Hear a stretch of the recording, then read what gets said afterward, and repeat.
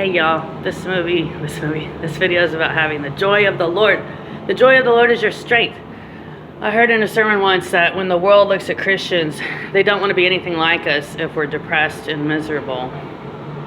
And if we're not living in victory, as in if we're addicted to anything, or say you're promiscuous or whatever, then the world looks at Christians and they're like, I don't want that. But mainly I think it's the joy. Like if you're lacking in joy, if you're lacking in wisdom, the world looks at you as a Christian and they're like, why would I want that? Where's the joy? Where's the wisdom? Where's the peace? My whole life, my mom struggled with clinical depression, but she was perfect. My mom was a perfect Christian. Never drank, never smoked, never slept around. The only two men that she has been intimate with are my dad and my stepdad. She was perfect. Perfect. But she was depressed. So I think that undermined her credibility a little bit with me as a child. Growing up in the church, I was like, it's not working for her. Why is she depressed? Why is she on medication? It's not working for her. And even in high school, I was like, why can't God give you joy? Why you got to take pills? Why can't God just give you joy? Right? What's the fruit of the Spirit? Love, joy, peace, patience, goodness, gentleness, faithfulness, self-control. If you are truly saved and you're going to church every Sunday, you better have the fruit of the Spirit.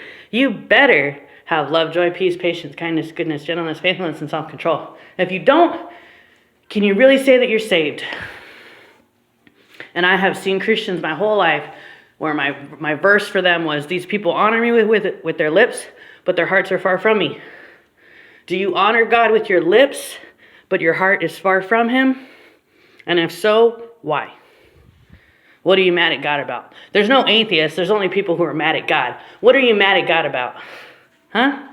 Did God not give you a brand new house, a brand new car, a perfect spouse, perfect kids, a college degree, a perfect job where you make $100,000 a year? What did God not give you? What are you mad at God about? And so many people, they give up on God, they give up on Christianity because they're like, I didn't get everything that I wanted. Oh no, oh my gosh, you didn't get everything that you wanted, cry me a river. Nobody did. Nobody gets everything that they want. Nobody gets the new house, the new car, the perfect spouse, the perfect kids, the perfect job where they make tons and tons of money. Nobody becomes a millionaire overnight. Nobody. But because you didn't get those things, you want to be mad at God, right? Maybe you've gotten into witchcraft and you're like, Satan's going to give that to me. Is he? Has he given it to you yet? No.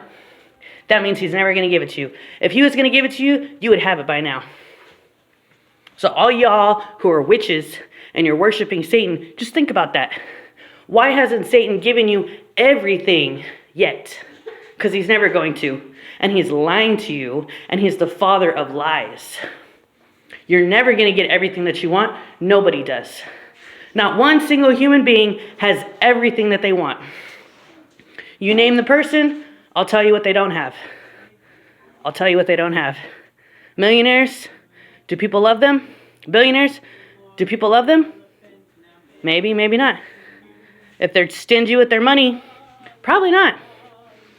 I don't care how much money they have. If they're stingy with their money, nobody loves them. So they got money, but they don't have love. Are they a winner? Did they win? Did they get everything that they've ever wanted? No. And then you got all the people who don't have money, but they have love. They have love. Everybody has one or the other. Money or love. And everybody has to make that decision. And Christians usually have money, usually Christians don't have money, but they have love. Non-Christians usually have money, but no love. Right? There's the rare examples of Christians who have love and money. That's rare. That's very rare.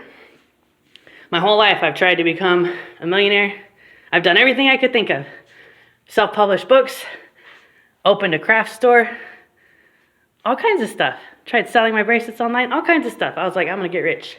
It never happened for me. You know why? Because it's easier for a camel to go through the eye of a needle than for a rich person to enter heaven. The love of money is the root of all evil. Some, eager to gain wealth, have pierced themselves with many pangs and have wandered from the faith. If you want riches, you want money, you're not a Christian. If you want riches, you're probably following Satan, but you think you're following God. And there's so many people in the church that are like this. So many people. They're like, God wants you to be rich. God wants you to be healthy. Really? Then how come Paul wasn't rich? How come Paul got beaten, had a thorn in his flesh? How come Paul wasn't healthy 24/7? How come Paul wasn't rich? How come Jesus wasn't rich? How come Jesus wasn't rich? He didn't even have a house. No car, no fat bank account. Was Jesus rich? No. And so many people, they think they're worshiping God. Who are you really worshiping? Are you worshiping Satan? Are you chasing after the money? You're probably worshiping Satan, and you got to watch out for that. There's so many people, they think, but no.